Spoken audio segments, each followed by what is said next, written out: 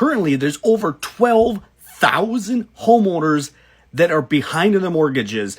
The mortgage renewal wave is here. Let's check in and see what's going on. There it is, just clicked over 12,000 homeowners behind on their mortgages. And as you can see, that works out to 0.24%.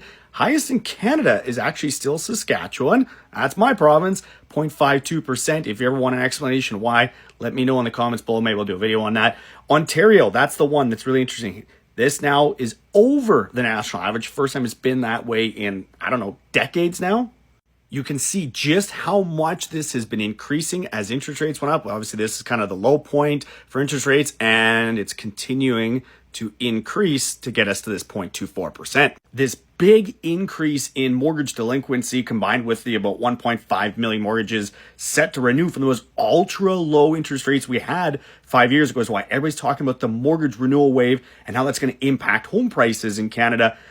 But I also think it's very misleading looking at the last couple of years, because back then that was the lowest mortgage arrears had ever been, with nothing even close.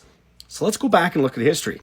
Starting off with 2020 here, you can see we had 12,000 mortgages that were delinquent then, 0.25%. That's also misleading because that's when everybody was given mortgage forgiveness and people were getting behind the mortgages.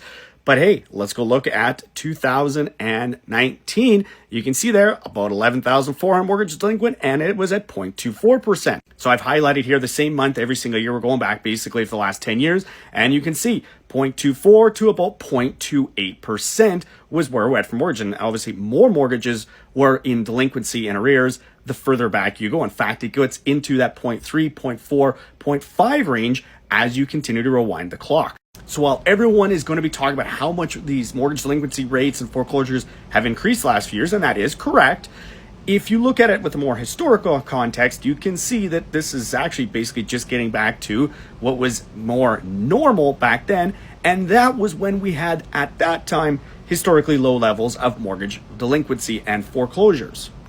And I anticipate we will continue to see these mortgage delinquency and foreclosure rates increase as more and more Canadians struggle with a tougher economy and higher interest rates. The question is going to be, does it get to that more historical level, 0.35-ish, which is kind of what was considered normal, or do we get above that or not? You guys let me in the comments below. What do you think is going to happen?